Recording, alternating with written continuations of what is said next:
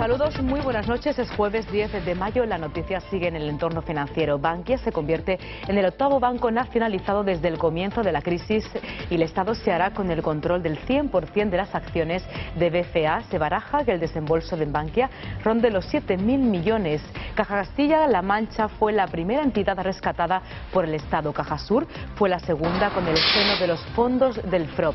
La cuarta entidad financiera del país y la más expuesta al maltrecho sector del ladrillo será controlada directamente por el Estado, que será el accionista hegemónico de Banco Financiero y de Ahorro. El Gobierno aportará el capital que sea estrictamente necesario para realizar los saneamientos precisos. Así lo aseguraba Economía en un comunicado emitido la pasada noche. En este caso, en el de Bankia, una entidad financiera fruto de la fusión de 7 cajas de ahorro con Caja Madrid a la cabeza, es la pieza clave para el saneamiento del sistema financiero español. Ilusión porque creo que tenemos entre las manos un proyecto de extraordinario futuro. Y quiero transmitir esta confianza de forma clara a nuestros clientes y a nuestros accionistas. Precisamente sobre la noticia económica del día hablaba hoy el presidente del Gobierno en la Comisión Delegada de Asuntos Económicos. El jefe del Ejecutivo, acompañado por el ministro de Economía Luis de Guindos y el titular de Hacienda Cristóbal Montoro, analizan además la nueva reforma financiera que debe aprobar mañana el Consejo de Ministros y con la que se podría exigir a la banca mayores provisiones para los créditos considerados no dudosos. La misión de este encuentro es analizar la evolución de la crisis económica y el programa de medidas del Gobierno. El Partido Popular apoya la nacionalización y la oposición no se opone, pero la vicesecretaria general del PSOE, Elena Valenciano, reprochaba al Gobierno su silencio. En el caso de Bankia, que nuevos responsables se van a hacer cargo de la entidad, que evaluarán la situación y que adoptarán las medidas que consideren pertinentes. Lo que sí puedo decirle es que el Gobierno puede dar un mensaje de tranquilidad a los depositantes de Bankia y desde luego el Gobierno garantiza la estabilidad del sistema financiero en su conjunto, que es algo fundamental para el funcionamiento de la economía. Y jornada de infarto, la de ayer en los mercados, con un IBEX en caída libre y que marcó su peor registro desde mediados de 2003, mientras la prima de riesgo rondaba su máximo histórico y cerraba en cota más alta de los últimos 5 meses, con el coste del bono a 10 años de nuevo por encima del 6%. Los inversores huyeron en masa porque el parqué español, sobre todo de los bancos, todo fue mal o peor que mal. El foco de atención en España, en Bankia, al límite de la nacionalización durante toda la jornada, algo que golpeó con fuerza la cotización de todas las entidades financieras, sobre las que se ciernen nuevas y muy duras exigencias de capital. Tras la jornada de ayer, lastrada por el sector bancario y la prima de riesgo de los países de la zona del euro, se relajaban un poco hoy.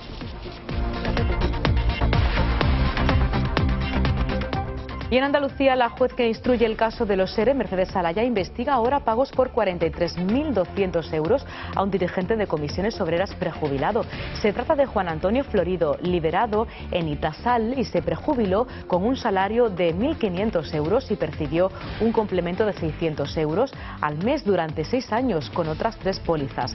Según publica el diario El Mundo, la juez Alaya investiga si el dirigente de comisiones ha sido beneficiado con cuantías a cargo del llamado Fondo de Reptiles, unos hechos que la Policía Judicial puso en conocimiento a la Fiscalía, aunque el Ministerio Público lo trasladó a la jueza Alaya al inhibirse del caso. Florido era un negociador habitual en los expedientes de regulación de empleo que afectaban a empresas del sector textil y químico, parcela en el que él trabaja en el sindicato. Florido se ha beneficiado de 4 pólizas en 6 años.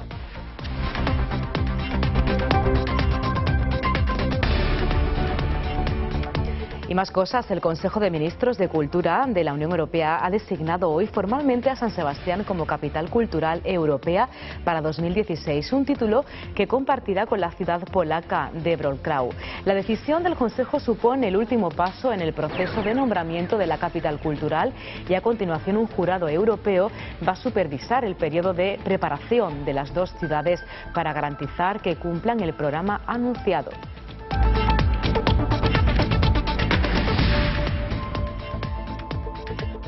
Y hoy el calor nos ha pillado casi por sorpresa. Esta era otra de las imágenes del día.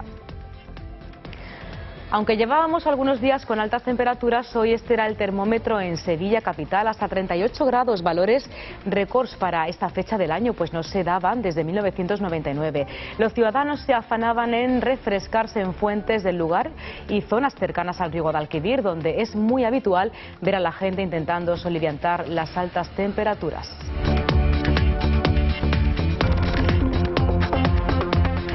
Y vamos a conocer la actualidad deportiva de la mano, como siempre, de nuestro compañero Hugo Vaca, que nos va a contar pues todos los festejos en torno al Atlético de Madrid que aún se están sucediendo. Cuéntanos, Hugo, muy buenas noches. Muy buenas noches, Anabel. Efectivamente, la afición colchonera en este caso porque la rojiblanco era justamente la de los dos equipos, del Athletic Club de Bilbao y la del Atlético de Madrid, que vencían ayer por 3-0 en esa final europea. Radamel Falcao era el hombre que llevó y transportó al equipo a lo más alto de la tabla clasificatoria, en este caso de esa Champions, y la afición que se salía a la calle ya, y como siempre Neptuno era el sitio preferido.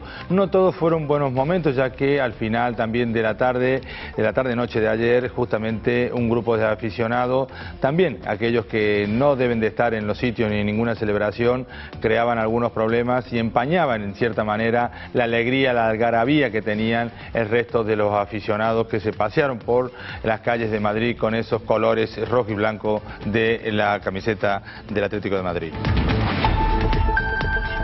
Y hablando de Radamel Falcao, el hombre que marcaba esos dos goles y le daba el título al Atlético de Madrid, más el gol de Diego, el brasileño, pero también Jorge Valdano, una autoridad siempre que se trata de hablar de fútbol, decía y definía de una manera para que el jugador colombiano pueda seguir en el Atlético de Madrid, pero le están saliendo muchas novias. Hay más equipos con dinero para comprar a Falcao que Falcaos en circulación dentro del fútbol mundial, por lo tanto la concurrencia este verano será grande. Cada vez que habla Jorge Valdano indiscutiblemente siente cátedra, y ahí también nos vamos ahora al que está sentando cátedra, otro chileno, en este caso Manuel Pellegrini, con el Málaga Club de Fútbol, que este próximo fin de semana, el domingo más concretamente a las 8 de la tarde, tiene ese partido importante frente al Sporting de Gijón en la Rosaleda, donde tiene la posibilidad por primera vez de entrar en los puestos de Champions League, en este caso quedar como cuarto clasificado, lo que daría opciones a entrar en la previa de esa competición europea.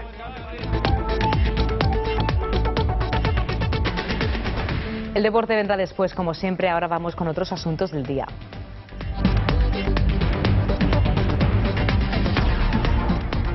El niño de 3 años sustraído por su padre el pasado lunes en Madrid ha aparecido en Suiza y ya está en manos de las autoridades del país helvético.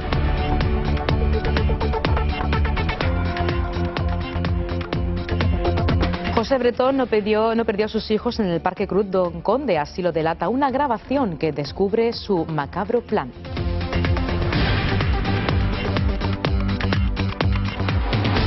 La ministra de Sanidad, Ana Mato, garantiza la atención sanitaria a los inmigrantes ilegales con VIH y enfermos de cáncer.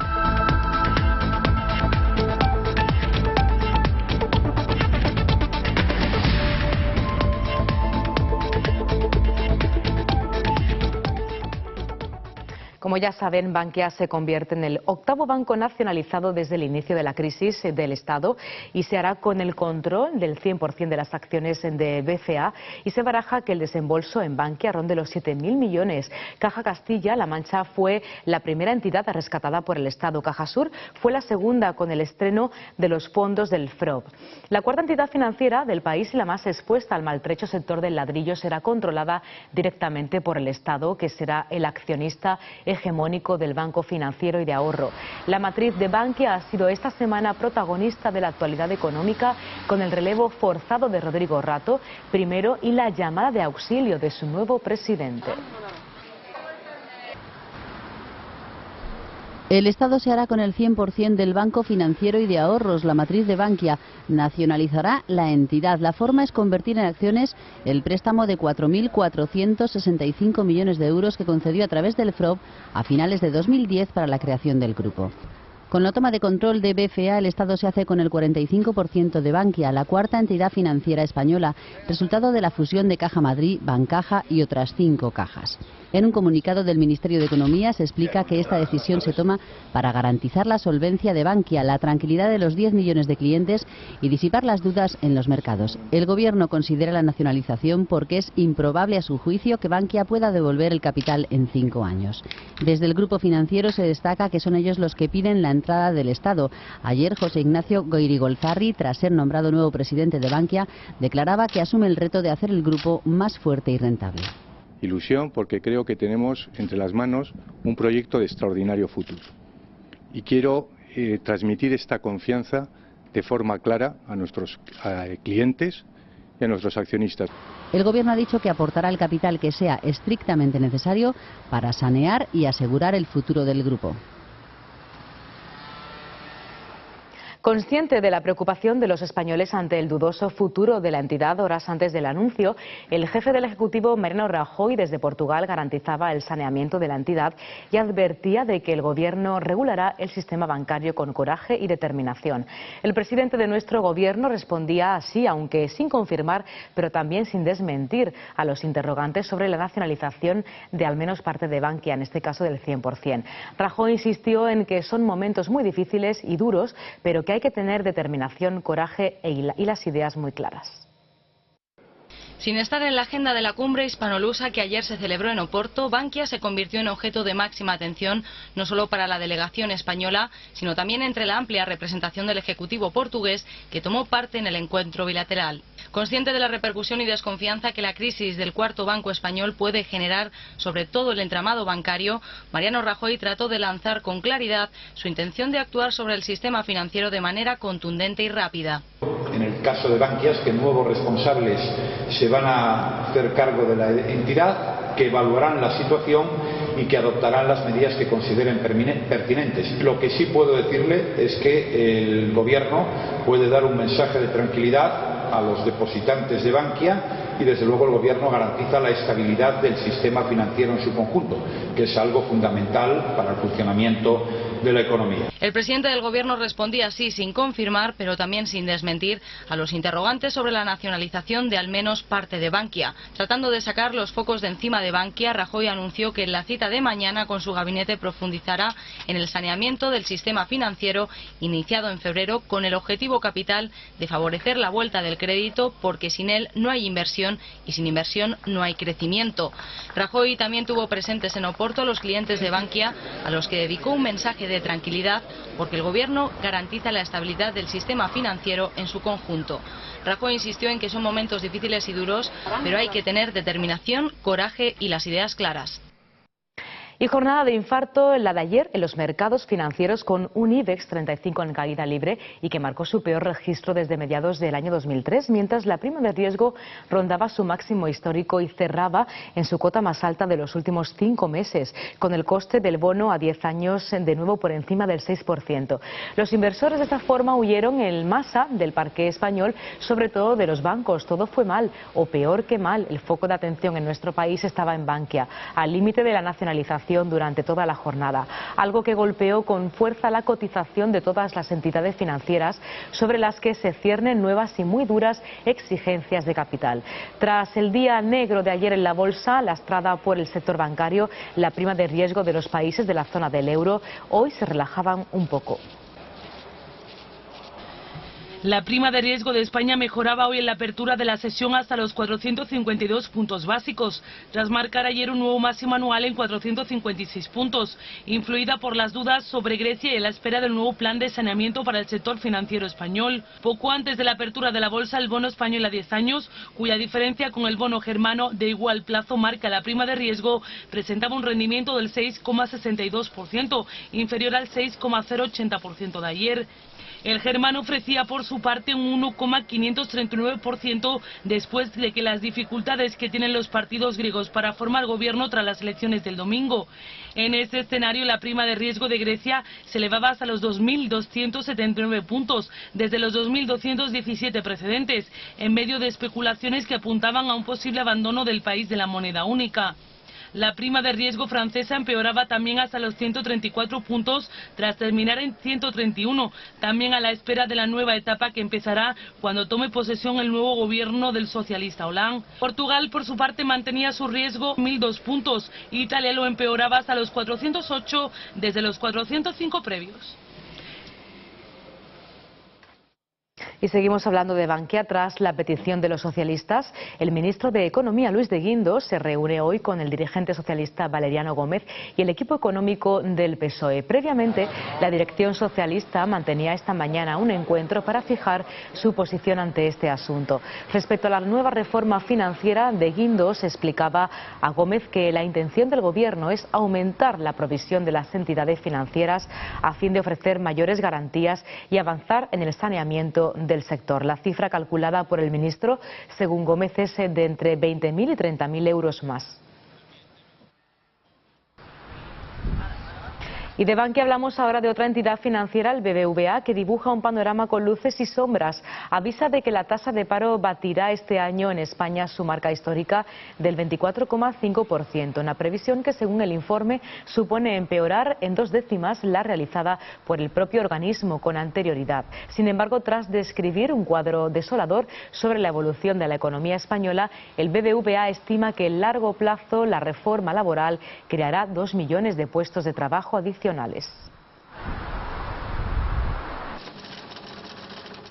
Y mientras tanto está en marcha la segunda fase de la reforma financiera. El jefe del Ejecutivo, Mariano Rajoy, presidente en el Palacio de la Moncloa la Comisión Delegada para Asuntos Económicos, en la que el gabinete analiza previsiblemente la nacionalización de Bankia y la nueva reforma que debe aprobarse mañana viernes.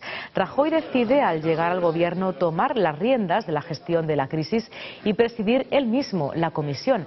En ella participan los ministros de Economía, Luis de Guindos, y el responsable de Hacienda, Cristóbal Montoro. Su misión, analizar la evolución de la crisis y el programa de reformas del gobierno, centrado esta semana en la reforma del sistema financiero y la crisis en torno a Bankia.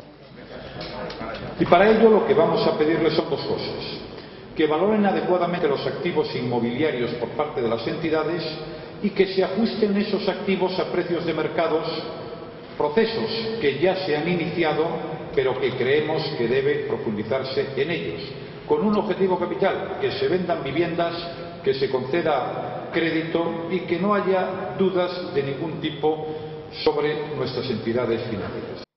El presidente del Gobierno hablaba de la vivienda y precisamente hoy hemos conocido que las operaciones en torno a las viviendas caen un 22% en marzo y suma 13 meses a la baja.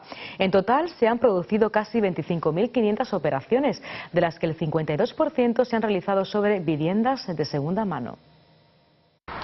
La compraventa de viviendas moderó ligeramente su caída en marzo al retroceder un 22,7% respecto al mismo mes del año pasado, hasta un total de 25.464 transacciones.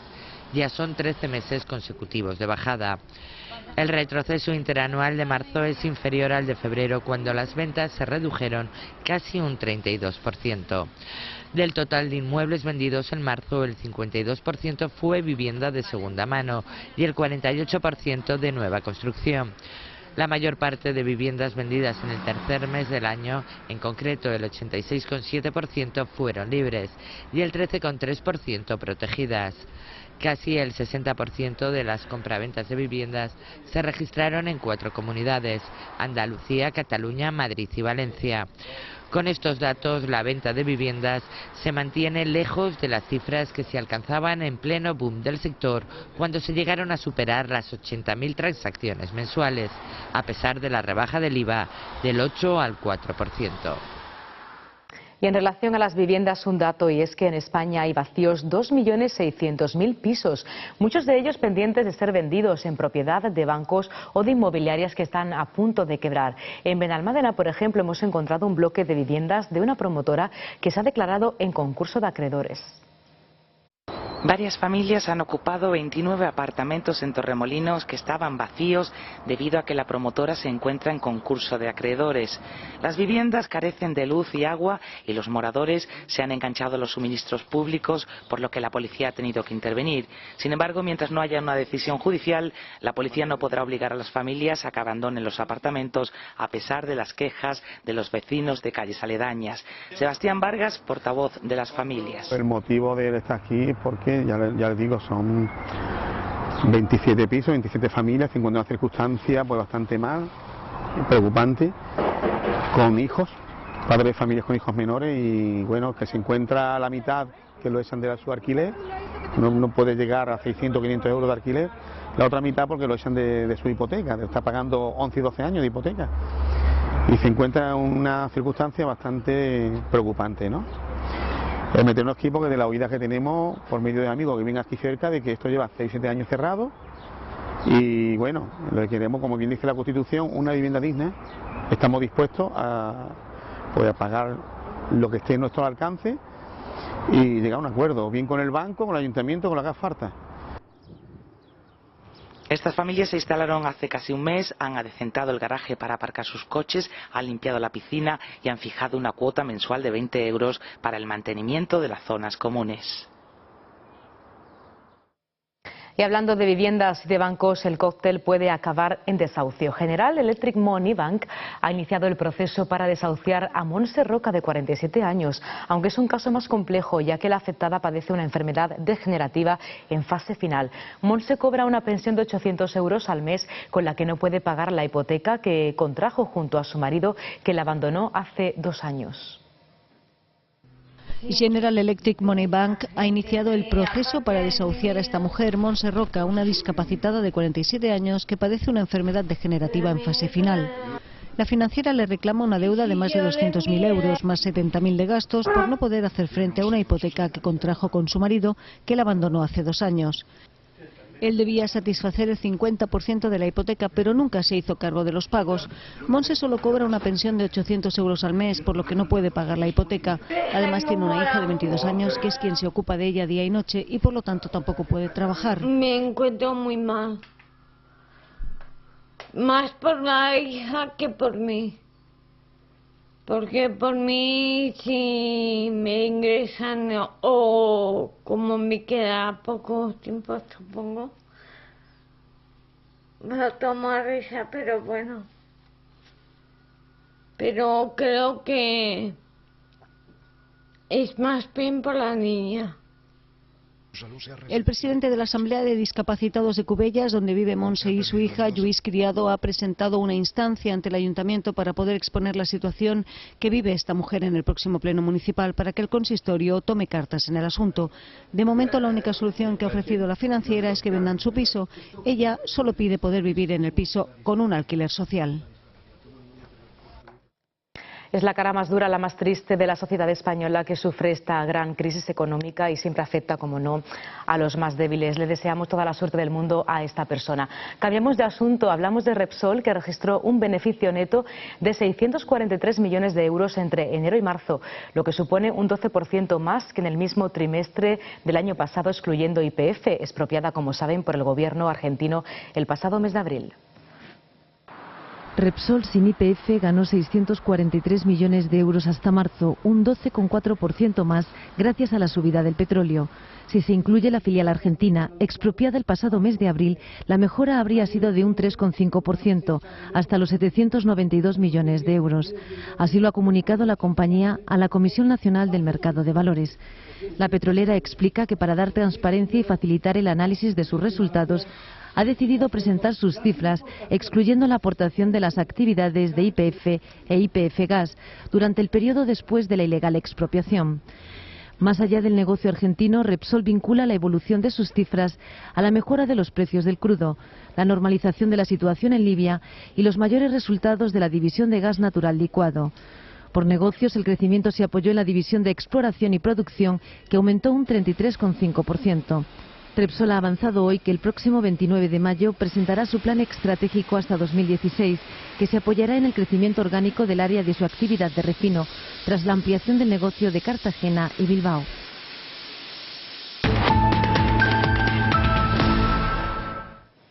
El caso de los expedientes de regulación de empleo en Andalucía parece no tener fin. Según publica hoy el diario El Mundo, la juez Alaya investiga si un dirigente de comisiones obreras ha sido beneficiado también con cuantías al cargo Fondo de Reptiles. Hablamos de Juan Antonio Florido, secretario de Organización y Finanzas y Comunicación de la Federación de Industriales Textiles de Comisiones. Según las investigaciones, el Seguro Colectivo de Rentas reconoce a Florido la recepción de 259.267 euros exactamente entre el 1 de abril de 2006 y el 4 de julio de 2017, fecha en la que cumplirá 65 años y pasaría a cobrar la prestación por jubilación. La acusación que ejerce el PP en el caso de los ERE fraudulentos se interesó por esta cuestión cuando el pasado 23 de abril interrogó al exconsejero Antonio Fernández que en cuántas pólizas de prejubilaciones se había incluido a Juan Antonio Florido como beneficiario. El extitular de Empleo contestó que no conocía ninguna póliza del señor Florido. La juez que instruye el caso de los ERE, Mercedes Alaya, investiga pagos por 43.200 euros a un dirigente de comisiones obreras prejubilado. Se trata de Juan Antonio Florido, liberado en Itasal. Se prejubiló con un salario de 1.500 euros y percibió un complemento de 600 euros al mes durante 6 años con otras 3 pólizas. En total 4 pólizas, es decir, que se incluyó en 3 expedientes de regulación de empleo. Unos hechos que la Policía Judicial puso en conocimiento de la Fiscalía, aunque el Ministerio Público lo trasladó a la juez Alaya al inhibirse del caso. Juan Antonio Florido era un negociador habitual en los expedientes de regulación de empleo que afectaban a empresas del sector textil o químico, su parcela en el sindicato. Florido es uno de los sindicalistas con el que contaba la Consejería de Empleo para llevar a cabo los ERE. Florido se ha beneficiado de 4 pólizas en 6 años. La magistrada sospecha también que Juan Lanzas, exdirigente de UGT de Jaén, ejerciera ese papel. Lanzas cobró varias pólizas, una de ellas como prejubilado de Itemasa, donde nunca trabajó. Y cambiamos de asunto porque el Partido Popular Andaluz se ha referido hoy a una de las nuevas consejerías creadas por el Gobierno de Griñán, en concreto la que dirige Luis Planas, la Consejería de Agricultura, Pesca y Medio Ambiente. En ella han quedado integradas las competencias de ordenación del territorio. Desde el Partido Popular consideran que estas no tienen nada que ver con la agricultura y que supondrá que el nuevo consejero no se ocupe al 100% del campo andaluz. El Partido Popular critica la creación de la nueva macroconsejería de Agricultura, Pesca y Medio Ambiente. El portavoz de Agricultura Popular, Miguel Ángel Arauz, señala que les da la impresión de que el PSOE no quiere que Izquierda Unida asuma responsabilidades por lo que pueda ocurrir y que por ello, dice, han metido con calzador en Agricultura las competencias de la ordenación del territorio. Y habrá que ver, el señor Plana, primero, por qué se ha tragado ese sapo, porque eso no le corresponde a Agricultura, y segundo, cómo va a lidiar ese toro, porque efectivamente le va a restar bastante tiempo de su jornada laboral en una circunstancia en la que Andalucía necesita un consejero de Agricultura 100%, porque tenemos abiertas importantísimas negociaciones para el presente y futuro, como es la reforma de la PAC y los acuerdos con países terceros. Asimismo, Arauz se ha referido a la rebaja de los módulos que reducirá la presión fiscal a ganaderos y agricultores andaluces. Recuerda que esto demuestra el compromiso de Mariano Rajoy con el campo andaluz y destaca que nuestra región es la que más se va a beneficiar de todas. En la misma rueda de prensa también ha comparecido el presidente de Nuevas Generaciones andaluz, Luis Paniagua, que ha explicado las últimas medidas aprobadas por el Gobierno central en materia educativa y ha aclarado que la decisión última sobre su aplicación la tiene la Junta de Andalucía, que es la que tiene las competencias al respecto. Es falso que los umbrales económicos se modifiquen. Es falso que dependa del Gobierno de España. Son las comunidades autónomas las que tienen que decir si suben o no las tasas. Y eso es lo que yo aquí hoy le exijo al señor Griñán para no llamarnos a engaño y para que no siga llamándose a engaño el Partido Socialista y siga insistiendo en sus mentiras y confundiendo a todos los jóvenes y a los universitarios andaluces. Además, ha pedido a José Antonio Griñán que explique a los estudiantes andaluces por qué de las 6.000 becas aprobadas en 2011 han dejado de concederse casi 400.